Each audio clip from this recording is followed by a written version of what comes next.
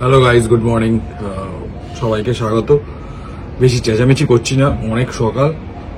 Actually Jeakson SMS করেছে যে জিকসান কলকাতায় অলরেডি ল্যান্ডেড, যেটা পরশু দিন ভিডিওতে তোমাদের বলেছিলাম। কি বলেছিলাম আমার এই ভিডিওটা শেষ হলেই দেখিয়ে দেবো।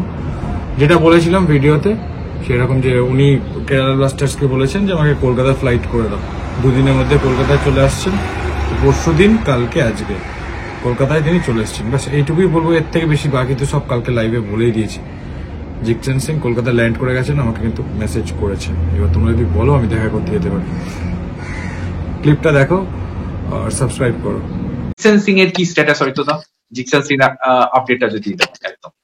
যেরকম বলেছিলাম দুদিন আগে না একদিন আগে কবে একটা বেশ ভিডিও করলাম যে Jeakson Singh personal term agree করেছে, এবং তারপরে দেখলাম যে অনেকেই ব্রেকিং করেছে। ভেরি গুড, ব্রেকিং করতেই পারো। আমরা ব্রেকিং এর মধ্যে নেই, তবে আমরা যেটুকু খবর জানি, আর এতক্ষণ যখন বেরিয়ে গেছে, আমি আরো একটা বলেছিলাম না যে তোমরা আমায় মনে করিয়ে দিও লাইভে তোমাদের আরো খবর বলবো। তো একটা খবর বলে দিই জিকসান সিং সম্পর্কে, একটা খবর বলে দিই। জিকসান সিং এর কিন্তু চোট আছে। জিকসান সিং এর চোট আছে। জিকসান সিং থাইল্যান্ডেই আছে। কেউ কেউ বলছেন যে উনি কেরালায় আছেন নাকি, সেটা জানা নেই। তিনি কিন্তু থাইল্যান্ডেই রয়েছেন। জিকসান সিং থাইল্যান্ডে রয়েছেন। কিছু কিছু বলছি, সেগুলো দুয়ে দুয়ে তোমরা চার করে নিও। জিকসান সিং থাইল্যান্ডে রয়েছেন।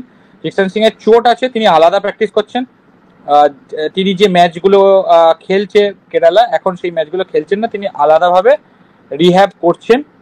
এবং তিনি জানিয়েছেন যে তিনি কলকাতায় আসতে চান। ঠিক আছে, ক্লাবকে জানিয়েছেন কলকাতায় আসতে চান। এবার ফেরার সময়, এবার 2-3 দিন পর তাদের ফেরারই কথা। এবার অনেকেই বলবে সেই ছাংতের মতো যে হ্যাঁ তিনি যেখানে থাকেন সেখানে ডাইরেক্ট ফ্লাইট নেই, কলকাতা হয়ে ফেরার কথা হতে পারে, আপনারা যেটা বলছেন। কিন্তু এইটুকু বলে দিই, তিনি পার্সোনাল টার্ম এগ্রি করেছেন। এখনো পর্যন্ত শুধুমাত্র যেইটুকু জিনিস বাকি আছে সেটা মনে হয় পয়সার নেগোসিয়েশন অ্যান্ড পয়সা ট্রান্সফারটা। এবার সেইটার এক্স্যাক্ট টাইম ডেট তো আমায় বলে করবে না। মেবি হয়ে গেছে, মেবি হতে পারে হয়ে গেছে।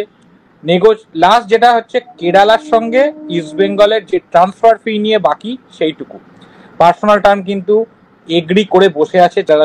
তো ঠিক আছে, তো খুশি তো? এটা হচ্ছে 16ই জুলাই আমি বলেছিলাম, মানে পরশু দিন আমি বলেছিলাম, তোমরা দেখে নাও যে কলকাতাতেই তিনি আসছেন। এবার তোমরা প্রশ্ন করতে পারো, তাহলে ক্লাব থেকে তো বিদেশি এলে আনতে যায়, তো কেন গেল না?